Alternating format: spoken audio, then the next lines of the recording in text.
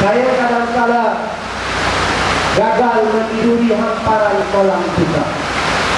Saya ada masa terdampar di pantai yang tidak bertepian.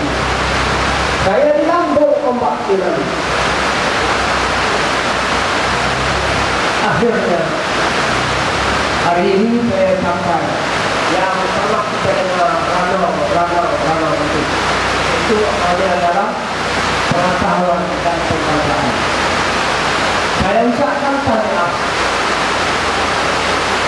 yang hebat dan tinggi kepada anda semua, karena sekarang kita sudah berada di jalan yang benar, Shiratal Mustaqim. Jalan yang benar maknanya jalan Allah Subhanahu wa Ta'ala. Jalan Allah ini ialah jalan kita untuk menuju ke surga. Sebenarnya kalau kita lihat manusia ini sama diciptakan oleh Allah Subhanahu wa Ta'ala. Kita menerima hujan yang sama, baik Islam bukan Islam, hujan itulah juga. Kita menerima udara yang sama ada dia muslim ataupun bukan muslim. Panas cuaca sama kita dapat, makan minum sama kita dapat, tidak ada perbedaan. Tetapi ada orang yang disebut hamba Allah.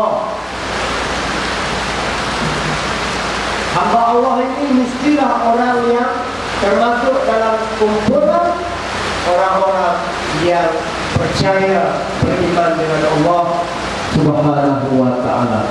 Cukup luar biasa apabila anda dalam usia yang begini muda,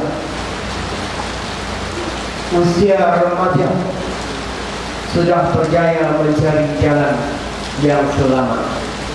Seperti mana cerita Nabi Ibrahim Khalilullah. Atuk kita yang pertama mencari Allah, akhirnya dia jumpa. Begitulah juga para rasul yang lain, dan yang terakhir Nabi Muhammad Sallallahu Alaihi Wasallam. Orang yang berjaya membawa agama yang benar, yaitu agama Islam. Dan saya nak tekankan di sini, kita harus ingat, memang kita boleh dapat rezeki Allah di mana-mana pun, tetapi kita harus ingat rezeki Allah itu ada dua. Nikmat Allah itu ada dua.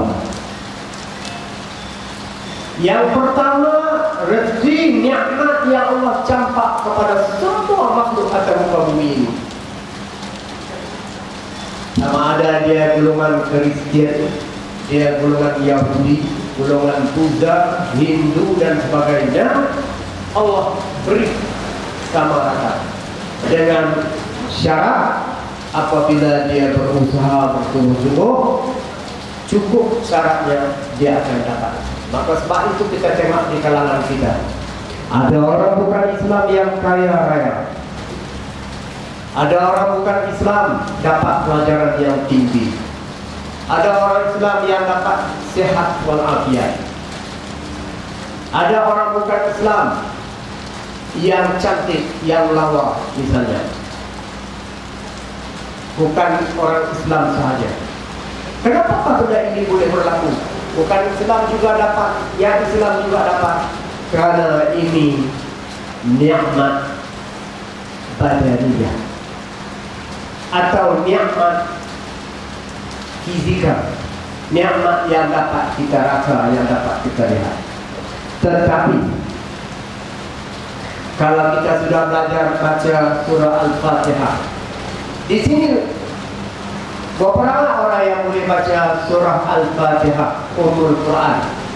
Cuba angkat tangan orang yang sudah belajar, sudah boleh baca surah Al-Fatihah. Angkat tangannya. Ya, saya lihat apa ini Semua boleh baca surah Fatihah dah. Alhamdulillah. Membaca surah Fatihah, bukan ayat. Surah Al-Fatihah. Boleh kan? Boleh. Masya Allah. Dalam surah Al-Fatihah kita tengok nikmat Allah itu. Allah ada sebut Bismillahirrahmanirrahim. Rahman Ar-Rahim, itu nikmat Allah beri. Ar-Rahman, nikmat yang saya sebutkan tadi. Nakkan harta, kerja lagi. Nak dapat pelajaran tinggi, belajar, dapat. Bukan bila orang bukan Islam belajar, gagal semuanya. Itu tidak adil. Ini tidak adil, ini tidak adil, tidak adil. Tapi siapa? Yuna, betul tak? Ini tidak adil, tidak adil, tidak adil. Yuna yang